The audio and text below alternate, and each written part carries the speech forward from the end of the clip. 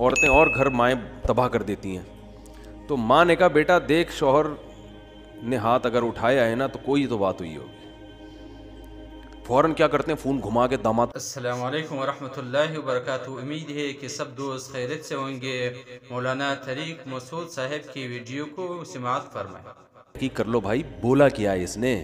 ہاں کوئی ایسی بات نہیں ہے, اس کو بولو بھائی کیوں, یہ تو کوئی ایسی بات نہیں ہے جس پہ ہاتھ اٹھایا جائے, اور اگر غلط بھی ہے تو اتنی غلط تھوڑی ہے کہ ہاتھ اٹھایا جائے.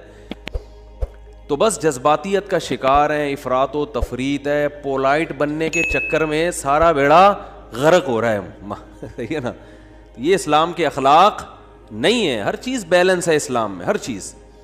کتنا پیارا اصول ہے, بچے کو 7 سال کی عمر میں محبت سے سمجھاؤ, مارنے کی اجازت نہیں ہے, چھوٹا ہے بھائی, نماز پڑھے ٹھیک ہے, نہیں پڑھے تو بھی ٹھیک ہے, 10 سال تک برداشت کرو. 3 سال تمہارے پاس ہیں محبت کے لیے, 10 سال میں بھی نماز نہیں پڑھتا تو اب انسان لاتوں کے بھوت ہاتھوں سے نہیں سمجھتے, اب ہاتھ اٹھانا پڑے گا آپ کو. اب نہیں اٹھائیں گے تو یہ پولائٹنس نہیں ہے, یہ آپ کے نالائق ہونے کی, بولو نا بھائی, دلیل ہے, آپ کے نالائق ہونے کی دلیل ہے.